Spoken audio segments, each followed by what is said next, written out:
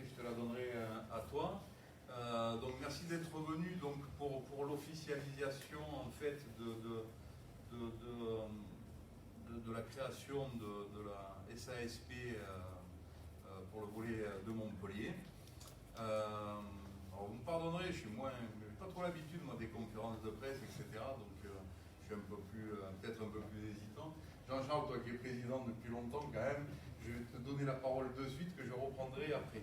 Voilà. Donc vas-y, explique un peu le déroulé de ce qui se passe aujourd'hui.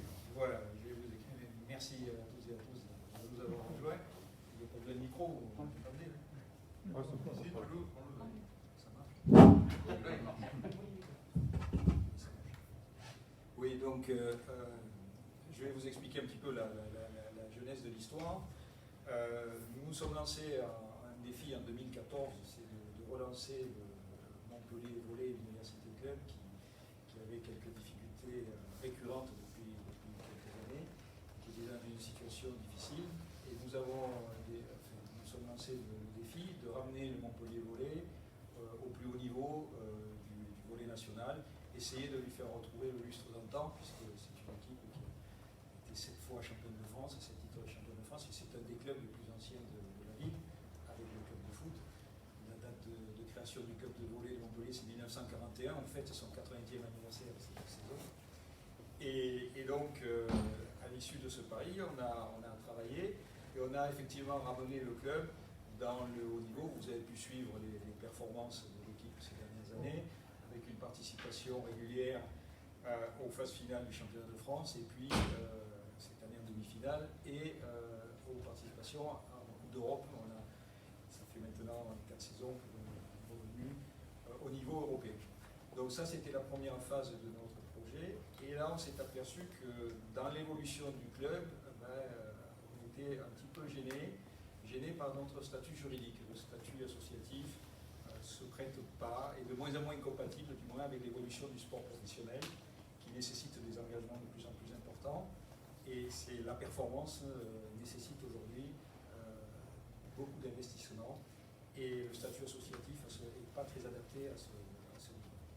Donc on a mené cette réflexion au sein du club, et j'ai été chargé par le conseil d'administration du club de mettre en ordre de marche un projet de création de société commerciale et de SASP en l'occurrence.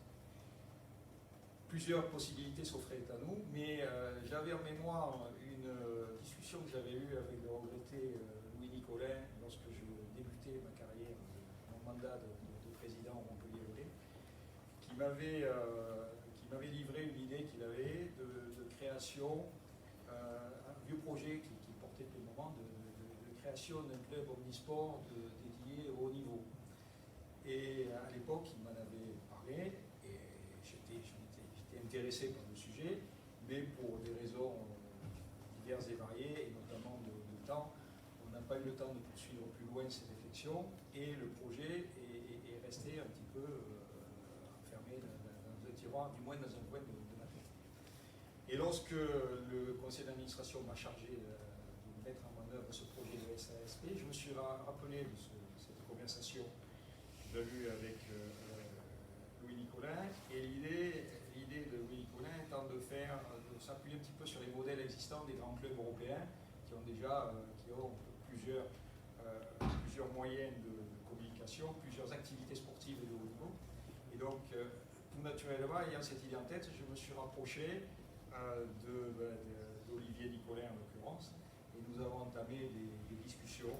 Nous étions là au début de fin de l'année 2019, au début de l'année 2020, donc des discussions qui ont été ralenties par la crise sanitaire que l'on connaît et les perturbations que l'on a pu toutes et tous rencontrer.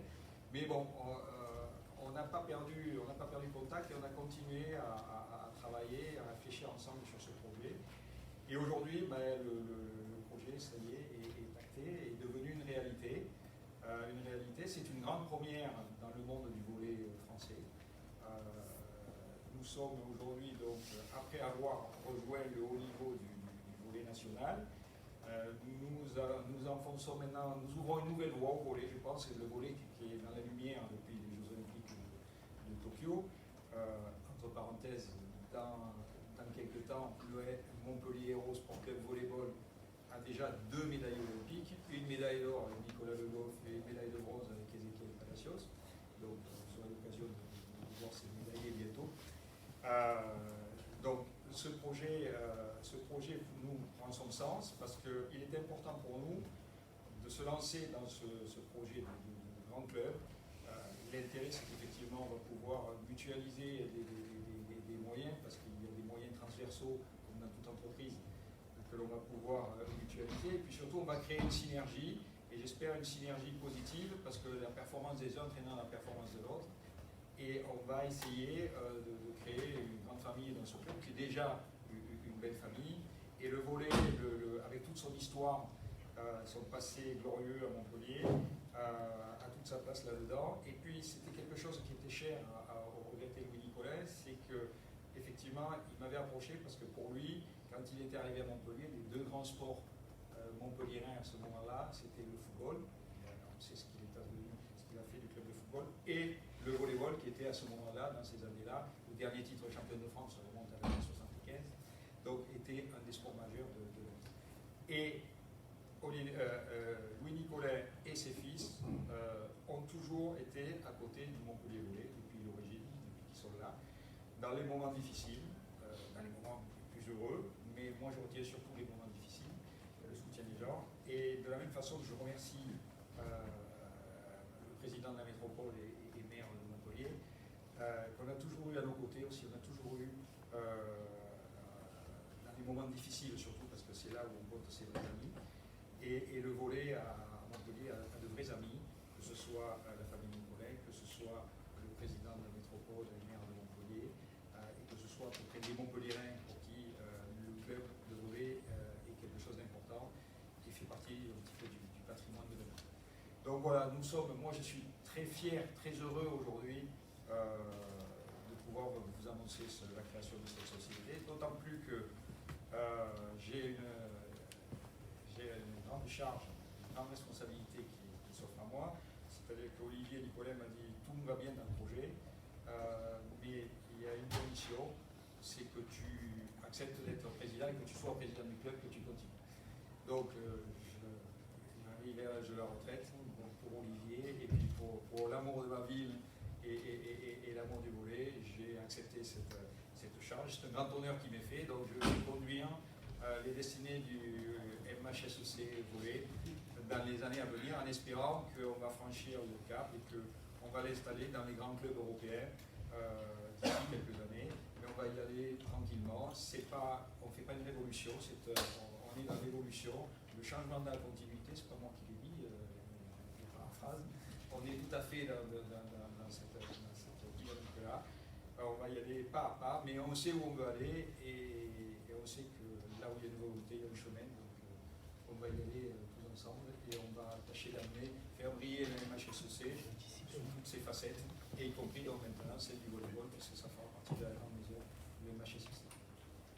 Tu me rends la transition très facile parce que dans le déroulé de ton histoire, on aurait pu faire une conférence de presse juste très technique pour expliquer qu'on passe en SASP, etc. Mais dans l'agenda de ce qui s'est passé, il y a eu la rencontre avec Michael, auquel j'ai proposé ce projet, où je lui ai bien évidemment demandé son aval parce que on avait historiquement quand même la première tentative qui avait été faite par mon père, s'était heurté à un manque probablement de communication avec Georges Frêche à l'époque, qui finalement, j'allais dire peu importe l'histoire, en fait on s'en fout, mais donc qui avait dit à mon père, non, finalement Nicolas, ne faites pas le club omnisport, nanana. Donc c'était logique et cohérent, même si on aurait pu dire, ouais bon c'est des sociétés privées, on fait ce qu'on veut. Non, on ne fait pas ce qu'on veut parce qu'on représente une ville. La ville, à date, son représentant premier, c'est toi. Donc j'étais venu te voir pour te dire qu'est-ce que tu en penses si. Tu m'avais dit oui, vas-y, fonce. On s'était revu avec Jean-Charles et du coup aujourd'hui on est là tous les trois pour avancer ce projet, quoi. Donc ça m'est facile de te faire la transition et de te passer le ballon. Je prends. Merci beaucoup Olivier, merci Jean-Charles, mais je voudrais d'abord avoir des mots sur ton action, parce que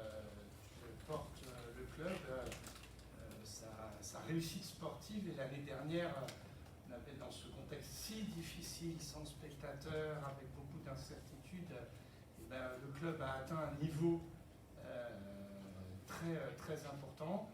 La question est, je le disais en aparté à Olivier, de l'excellente gestion qui a été conduite sous ton autorité, et donc j'y vois entre la passion et le professionnel une forme de continuité, et ce choix me semble très bien parce que le club reçoit de l'argent public et il est extrêmement bien géré. Je veux le dire, c'est fondamental, c'est une question essentielle, avec des résultats sportifs dont je parlerai dans quelques instants au niveau national. Le titre olympique est absolument remarquable, et puis qui a fédéré un public. Hein, il y a du monde, il y a de la passion, il y a de l'engouement. Cet engouement de supporters, fidèles, de passionnés, ici à Montpellier, il faut que ça continue. Et ça va avoir un écho plus fort avec les résultats exceptionnels de nos médaillés olympiques en sport collectif. C'est quand même bien de se dire que la France, elle rayonne, on peut être fier de notre pays, et qu'à Montpellier, quand le sport avance, ça fait aider la France sur le plan sportif. Donc faire réussir Montpellier, c'est faire réussir la France, c'est très bien. Et aujourd'hui, il y a un tournant, ou à un moment, dans la vie d'un des plus anciens clubs de la ville, 1941 à nos jours, pour continuer à grandir et continuer à porter des projets. Et c'est ça qui est très important. Je le dis, nous le savons, et j'en parle beaucoup avec Laurent et Olivier. Aujourd'hui, si on veut que nos clubs sportifs, et là en l'occurrence le volley, continue à grandir, à tenir son rang, à aller conquérir des titres, il lui faut les moyens de ses ambitions. Nous serons évidemment là, nous allons continuer à soutenir le club, et c'est normal, car avec l'équipe que j'ai l'honneur de conduire, nous avons de grandes ambitions pour le sport, et nous ne partons pas de zéro, et donc nous avons plutôt la responsabilité à la fois de conforter et d'amplifier, et c'est pour ça que quand les dirigeants sont confrontés à des choix stratégiques pour croître, pour se développer, et donc pour ramener des titres et continuer à faire vibrer les supporters, eh bien il faut accompagner cela. Et donc moi je veux ici saluer l'engagement d'Olivier. Je veux le dire évidemment de la famille Nicolin pour le sport à Montpellier. Je veux le dire avec un immense respect. Enfin, franchement, si Montpellier est ce qu'elle est sur le plan sportif, s'il n'y avait pas eu Louis Nicolin, et aujourd'hui Olivier et Laurent qui est un très grand dirigeant de club, très grand président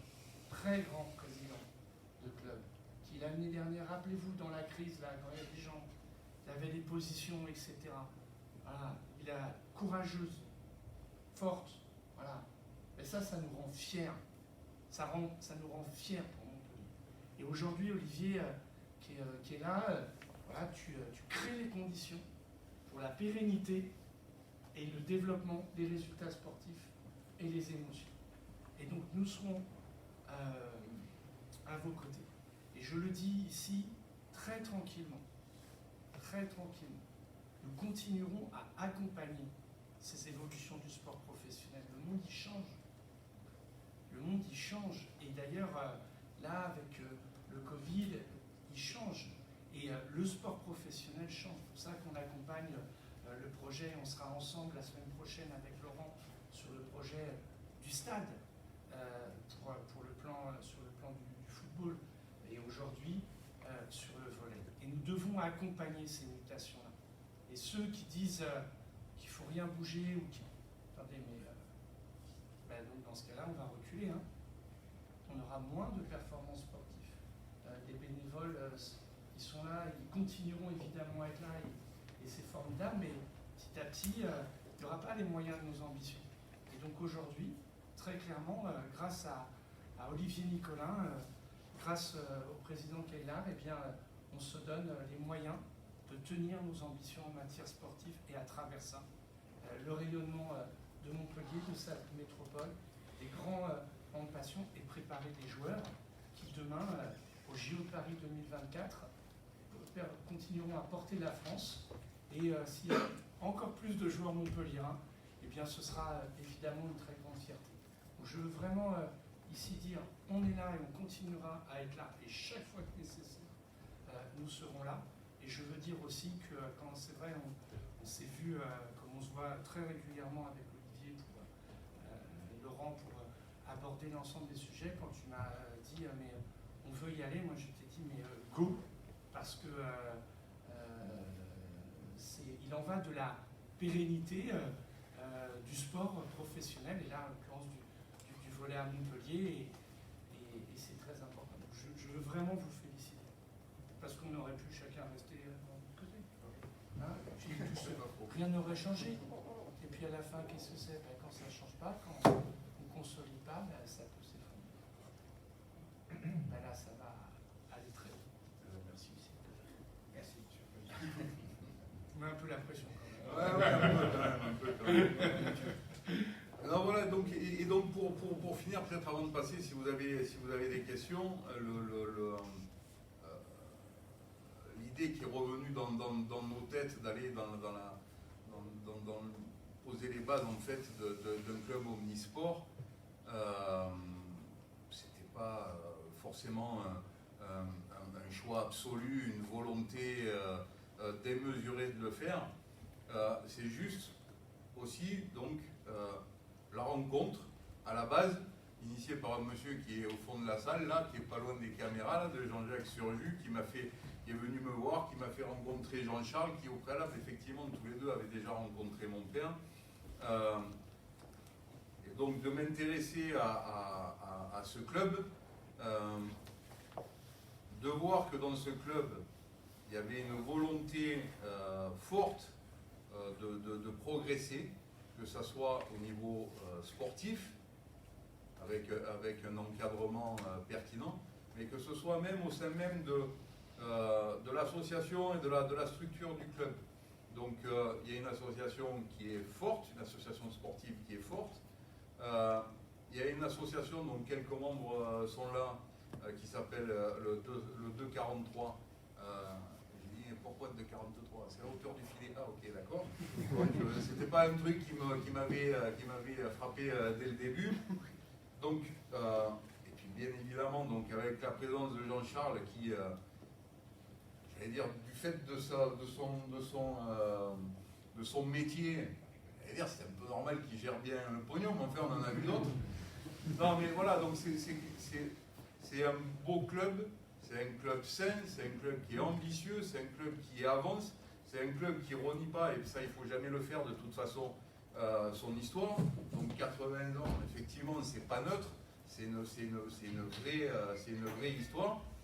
Ben, nous on est là pour amener notre petite pierre à l'édifice et se dire si on peut aider à continuer l'histoire de ce club au travers d'une ville où avec mon frère nous sommes nés, que l'on n'a jamais quitté et qu'on ne compte pas quitter d'ailleurs, parce qu'on en est assez fiers de notre appartenance.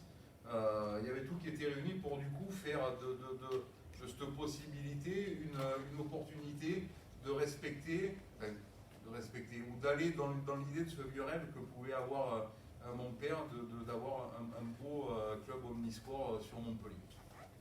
Alors l'idée c'est pas en 2 ans d'avoir 15 sections, c'est pas ça. C'est voilà, le volley, le Montpellier métropole, non, c'est quoi le MUC, on va dire le MUC, historiquement, ou le Montpellier Castelnau volley, parce qu'il faut quand même noter aussi l'effort qu'a fait Frédéric Laforgue pour qu'on ait une convention d'occupation du domaine public pour que le club puisse récupérer l'utilisation quasi intégrale du palais des sports chez Mandelbas. Bon voilà, tout était réuni pour que la famille s'agrandisse un petit peu. Ça choquera peut-être les puristes que le club change de nom. Ça choquera peut-être des supporters que le volley devienne MHSC. Ça reste un nom. Ça reste. L'idée, c'est au travers aussi de cette entité sportive qui maintenant se développe, d'être présent à notre manière dans ce que l'on sait faire, dans ce que l'on aime, c'est-à-dire le sport pour la ville de Montpellier. Voilà. Moi j'ai fini. Après, j'avais pris des tonnes de notes, mais après, voilà. Si vous avez des questions, on est vos hommes. Oui, du coup, concrètement, donc vous restez à Castelnau, ça ne bouge pas, le staff, l'équipe, les entraînements, etc. Les matchs aussi.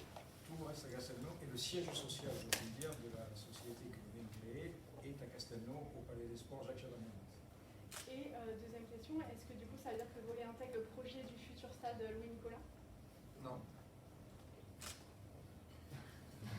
Non, mais il n'y a pas de... Non, c'est pas... on y avait pensé, figurez-vous, mais c'est un problème de hauteur de plafond. Il faut quand même un peu de hauteur. Ils sont grands, ces garçons, là, ils sont haut et donc les ballons volent. Depuis Castelnau est une salle qui est idéale pour qui est bien dimensionnée du volleyball, qui a accueilli des événements, des tournois de qualification olympique, des compétitions internationales, donc il est homologué, qui a tout ce qu'il faut.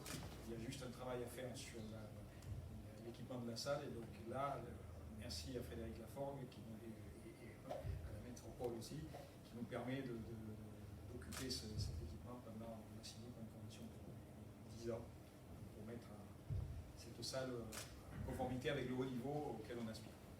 Monsieur Kellard, sur le budget, ça change quoi concrètement? C'est-à-dire qu'il y a moins de parts de subvention et plus de parts du groupe Nicolin sur le budget. Concrètement, ça change quoi en fait? Sur le budget, concrètement, ça ne change pas grand-chose. C'est-à-dire qu'on est toujours dans la poursuite du développement de partenariats et surtout, ce qui va changer dans notre modèle, c'est pour ça que la salle était importante dans notre business model, parce que les partenariats ont leurs limites et il faut maintenant qu'on arrive à développer tout un chapitre d'hospitalité, les recettes d'hospitalité, qui sont aujourd'hui la voie de passage obligatoire pour la quasi-totalité des sports pro de France, parce que le volley a la particularité, c'est qu'on n'a pas le droit de télé jusqu'à présent, en espérant que peut-être maintenant que les Jeux Olympiques sont passés par là, on aura peut-être de bonnes surprises, mais en l'état, au moment où on construit le budget, on n'en a pas. Donc, il n'y a pas de révolution sur le budget, on ne double pas le budget parce qu'on devient un MHSC, c'est ce que je vous disais, on va y aller progressivement.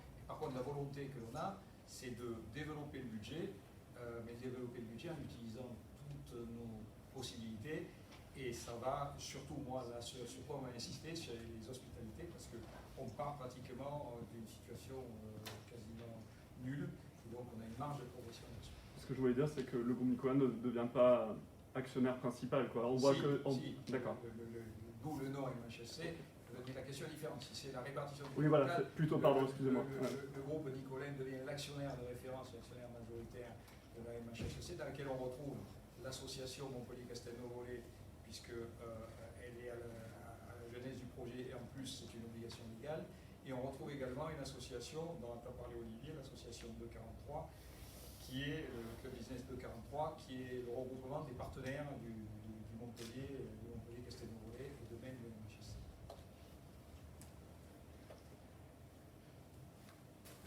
C'est possible d'avoir les montants de votre participation ou ça oui, les montants, en fait, si vous voulez, c'est la création d'une société. Donc la société, elle se crée, elle a un capital.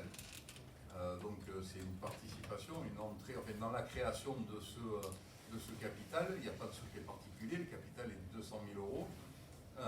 Et la répartition, c'est pareil, il n'y a pas de secret, puisque un matin, vous irez au greffe et vous l'aurez, donc il n'y a pas de... Voilà, nous allons détenir 87% du capital.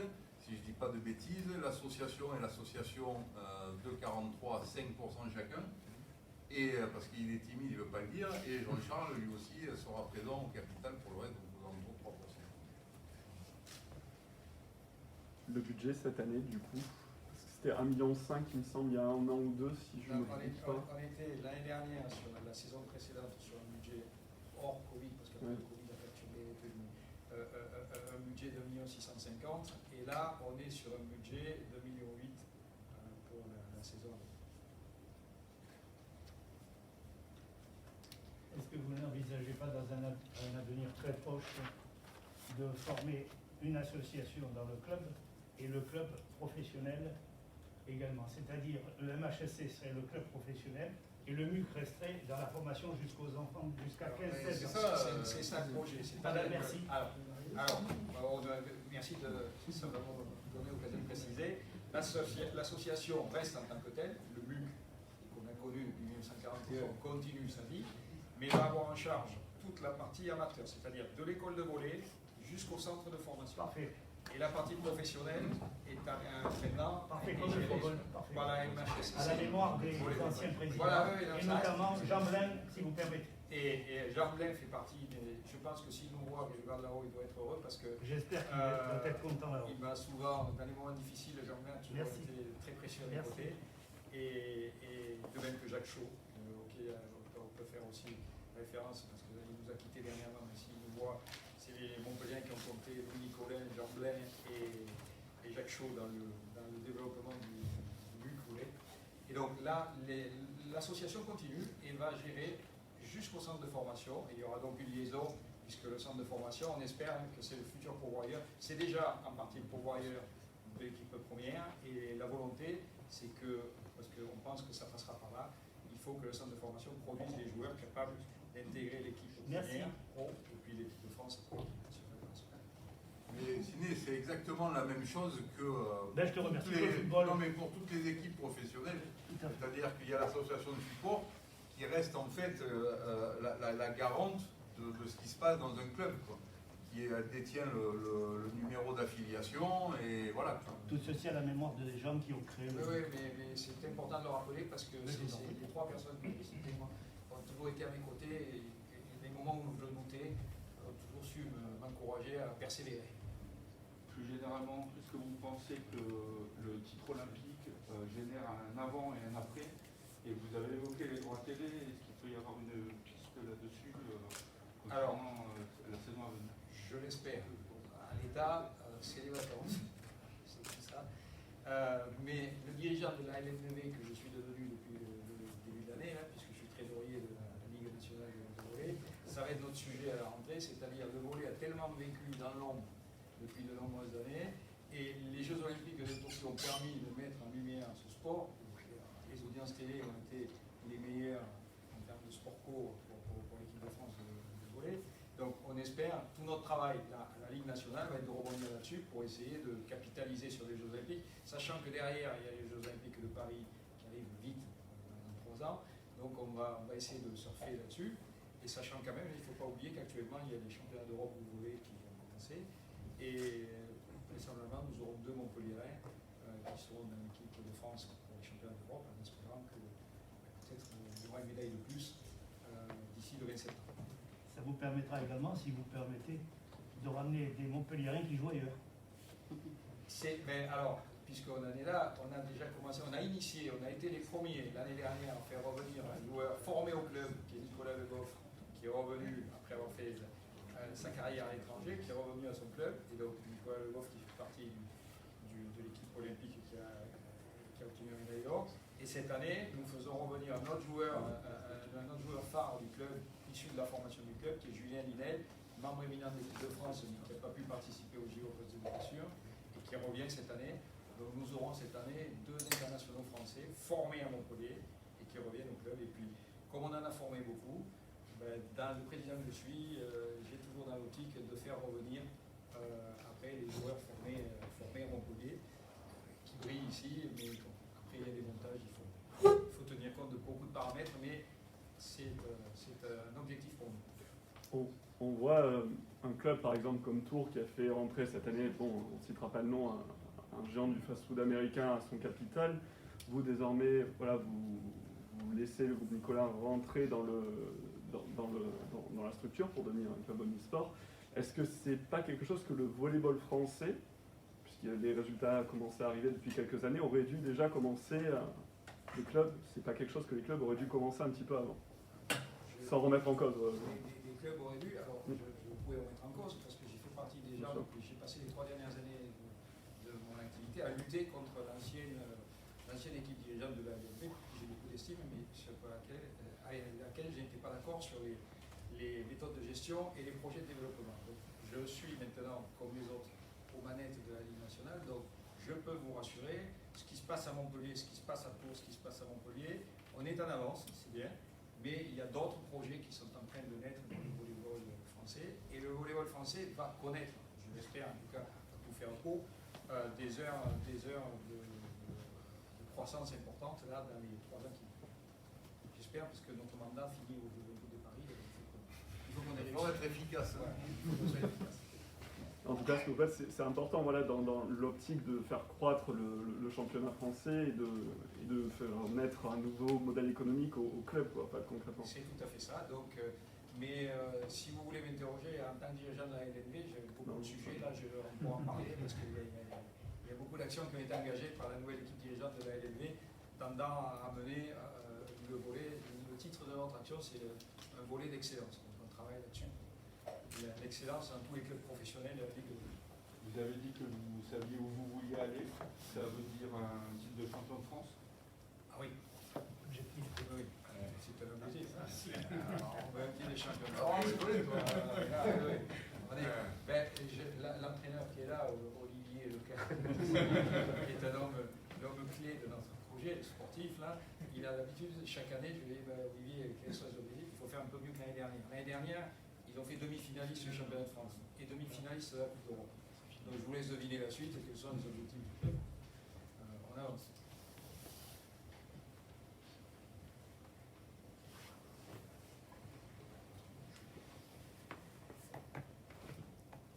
D'autres questions?